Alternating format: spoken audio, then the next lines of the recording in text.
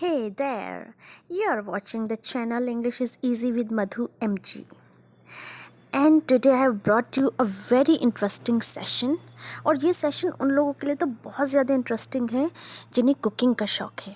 Because in today's video I am going to discuss certain verbs which we use while cooking food in the kitchen or sometimes maybe outside the kitchen.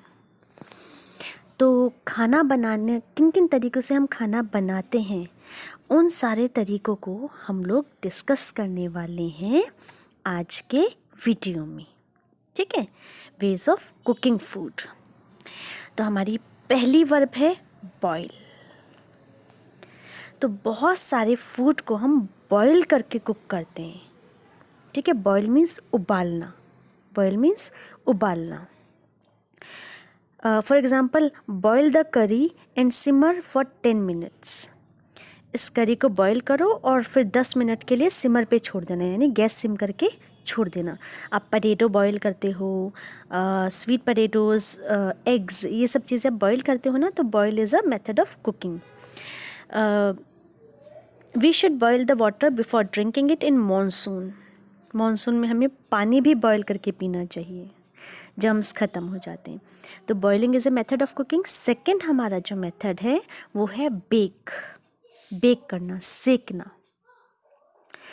Bake means सेकना हिंदी में, और English में cook by dry heat without a direct exposure to a flame requires lower oven temperature. तो bake में क्या होता है कि हम इसको ड्राई हीट में, जब किसी चीज़ को हम बेक करते हैं तो उसे हिंदी में सेकना और इंग्लिश में बेक करना कहते हैं. अच्छा, बेक करने के साथ एक बात आप याद रखना कि बेक जनरली हम उस फूड को करते हैं जिसकी पहले कोई शेप नहीं होती और बेक करने के बाद उसको शेप मिल जाती है. जैसे जितनी भी चीज़ें जैसे हम डो से बनाते हैं, आटे से बनाते हैं, तो उनको हम लोग कुक करने के लिए बेकिंग को यूज़ करते हैं. ठीक है, जैसे हम लोग चपाती बनाते हैं तो पहले डो की यानी कि आटे की कोई शेप नहीं होती, और जब वो रोटी के रूप में बेक हो जाती है तो फिर हम उसको आराम से होल्ड कर सकते हैं. उसके राउंड या जिस भी शेप में आपने उसको रोल करा है वो शेप हमें मिल जाती है. जैसे या जिसे हम बैटर से बनाते हैं. ठीक है ना, बैटर यानी घोल, BATTER, बैटर यानी घोल. जैसे हम केक बनाते हैं, मफ़िन्स बनाते हैं. तो केक बनाने के लिए, मफ़िन बनाने के लिए, चपातीज़ बनाने के लिए हम लोग जो वर्ड यूज़ करते हैं वो है बेक. हमारा नेक्स्ट वर्ड है रोस्ट. रोस्ट करना और बेक करने में काफ़ी लोगों को फ़र्क नहीं पता चलता. वो सोचते हैं कि ये एक ही बात है, पर नहीं, ये एक ही बात नहीं है. रोस्ट में टेम्परेचर जो होता है वो बेकिंग से ज़्यादा होता है. Means roasting requires higher oven temperature. और रोस्ट हम उन चीज़ों को करते हैं जिनकी पहले से ही एक सॉलिड स्ट्रक्चर होता है, जैसे कि root vegetables, potatoes, sweet potatoes, fish, जिनका अपने आप में पहले से ही एक सॉलिड स्ट्रक्चर है. जब उनको आप सेकते हो या उनको भूनते हो तो उसको हम कहते हैं रोस्टिंग. बेक और रोस्ट का सीधा सा फ़र्क समझिए. बेक मीन्स उस तरह के खाने को बेक करना जिसकी पहले कोई शेप नहीं थी, जैसे घोल से यानी बैटर से या फिर आटे से आपने बनाया. ठीक है, और रोस्ट आप उन चीज़ों को करते हो जिनकी पहले से ही एक सॉलिड स्ट्रक्चर होता है. जैसे सब्जियां बहुत सारी होती हैं, आप आलू को या शक्करकंदी को आप रोस्ट करते हो, या मीट को आप रोस्ट करते हो, है ना, फ़िश वगैरह को, जिनके अपने आप में पहले से ही एक शेप होती है.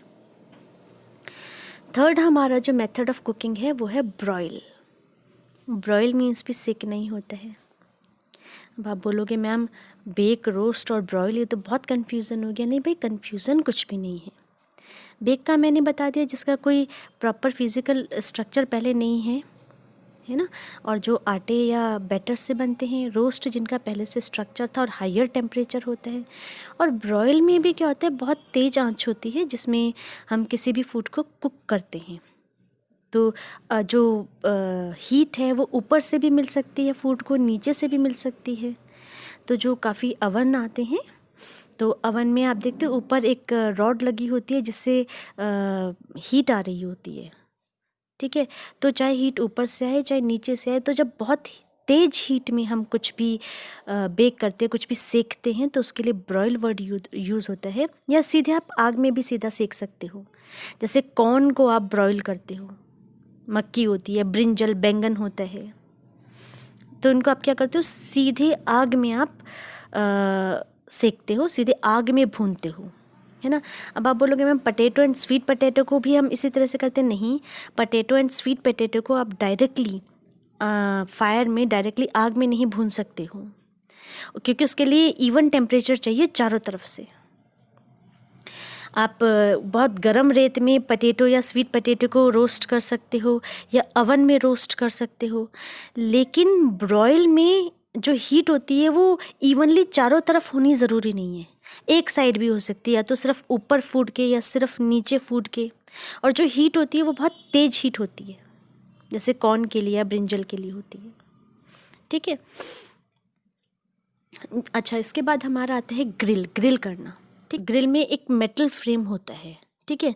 तो ग्रिल जब आप करते हो तो जो हीट होती है वो हमेशा नीचे से आती है, ठीक है, और उसमें मेटल फ्रेम का होना बहुत ज़रूरी है।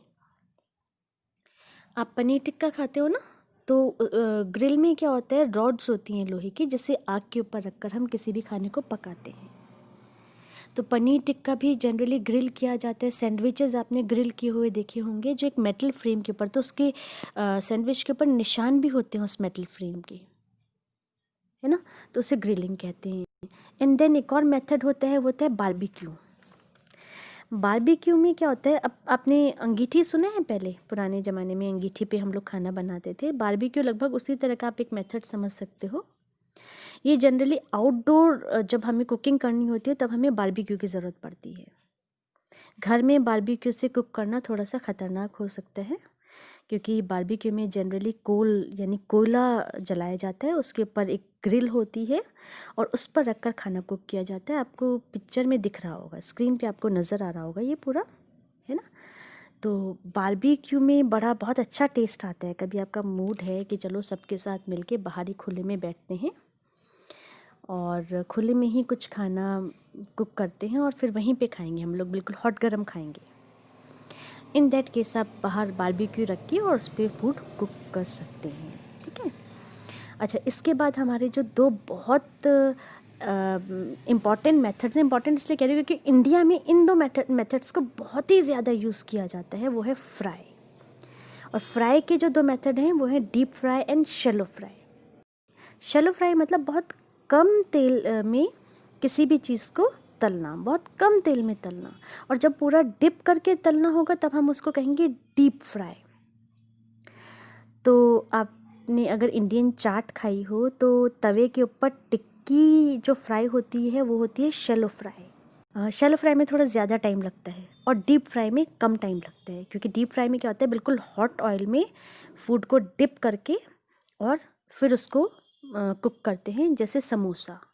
तो टिक्की को तो किया जाता है शैलो फ्राई और समोसे को किया जाता है डीप फ्राई, या फ्रिटर्स मीन्स पकौड़ों को भी आप डीप फ्राई करते हो। नेक्स्ट जो हमारा मेथड है वो है स्टीम। स्टीम करना यानी भाप में पकाना। अब इंडिया में स्टीम्ड फूड भी बहुत चलता है। स्टीम्ड फूड में आ गया इडली, ढोकला, फिर एक होता है सॉटे कुकिंग, सॉटे करना, ठीक है ना। तो सॉटे करके हम फूड को कैसे कुक करते हैं, हम थोड़ा सा घी या तेल लेते हैं और सुनहरा होने तक खाने को उसमें भूनते हैं। तो ये जो प्रोसेस होती है उसको हम कहते हैं सॉटे करना। सॉटे करना वर्ड जनरली हम लोग जब ग्रेवी बनाते हैं ना तो हम कहते हैं अनियन को सॉटे कर लो, या जब चाउमीन बनाते हैं तो हम जो वेजिटेबल्स होती है कैबेज, कैप्सिकम, बीन्स, अनियन, तो इन सबको हम क्या करते हैं, तेल डाल के सॉटे करते हैं। थोड़े से तेल में हम उनको ब्राउन होने तक भूनते हैं। तो इस प्रोसेस को, इस तरीके को, खाना बनाने के इस तरीके को हम कहते हैं सॉटे करना, ठीक है। नेक्स्ट जो मेथड है, कुकिंग मेथड है, वो है सियरिंग। सियरिंग वो टेक्निक होती है जिसमें हम हाई टेम्परेचर पे खाने को तब तक पकाते हैं जब तक उसके ऊपर ब्राउन क्रस्ट नहीं आ जाती। ब्राउन क्रस्ट, ब्राउन तो होता है भूरे रंग के और क्रस्ट का मतलब होता है हार्ड कवरिंग। तो searing is a technique which puts tasty brown crust on meat, क्योंकि जनरली हम लोग नॉनवेज कुक करने के लिए सीयरिंग मेथड को फॉलो करते हैं। और सीयरिंग मतलब जो ये ब्राउन क्रस्ट बनाने के लिए हम कोई भी मेथड यूज़ कर सकते हैं, चाहे ब्रॉयलिंग यूज़ करें, चाहे ग्रिलिंग यूज़ करें, चाहे डीप फ्राइंग यूज़ करें, ठीक है। सीयरिंग के बाद हमारा नेक्स्ट जो मेथड है वो है डीग्लेज। डीग्लेज करना यानी कि make a gravy or sauce by adding liquid to the cooking juices. जब हम कोई ग्रेवी बनाते हैं या कोई सॉस बनाते हैं लिक्विड को ऐड करके खाने को पकाने के लिए, ठीक है। अभी मैं इसको और एक्सप्लेन करूँगी, उससे पहले आप ब्रेजिंग समझ लीजिए। ब्रेजिंग में हम जिस फूड को कुक कर रहे हैं उसमें पानी डालकर या बिना पानी डाले गैस को सिमर करके और बर्तन को कवर करके यानी बर्तन को ढककर हम लोग पकाते हैं। तो बहुत सारी ऐसी डिशेस हम बनाते हैं जिसमें 3-4 प्रोसेसेस एक साथ यूज़ होती हैं, जैसे सीयरिंग। फॉर एग्ज़ाम्पल आप कोफ्ता करी ले लीजिए या मंचूरियन ले लीजिए। इसमें सबसे पहले कोफ्ते बनते हैं, तो कोफ्ते बनने के लिए पहले आपने प्रोसेस यूज़ करी डीप फ्राई। डीप फ्राई किया आपने ताकि आप उस सीयरिंग कर सकें। सीयरिंग मतलब होता है ना ब्राउन क्रस्ट फॉर्म करना। तो ब्राउन क्रस्ट फॉर्म करने के लिए आपने डीप फ्राई करा, उसके बाद आपने डीग्लेजिंग करी। डीग्लेजिंग करना यानी कि सॉस या फिर ग्रेवी बनाना, ठीक है। तो आपने टमेटोज़, अनियन, इनको आपने सॉटे करके ग्रेवी बनाई और ग्रेवी बनाने के बाद उसमें आपने डीप फ्राई करे हुए कोफ्तों को ऐड करा, पानी ऐड करा और ब्रेजिंग के लिए छोड़ दिया, यानी सिम गैस पे ढककर छोड़ दिया। जब सिम गैस पे आप ढककर उस फूड को कुक करते हो तो उसमें फ्लेवर आ जाता है और वो इतना सॉफ्ट हो जाता है कि मुंह में जाके मेल्ट हो जाए। तो बहुत सारे जो नॉनवेज फूड है उसको भी इस प्रोसेस से हम लोग बनाते हैं, ठीक है। तो आज आपको different methods of cooking I hope समझ में आया होगा और मैं किचन से रिलेटेड और वर्ब्स लेकर आऊँगी अपने अगले वीडियो में। तो जल्द ही आपसे मुलाकात होगी। Till then take a good care of yourself.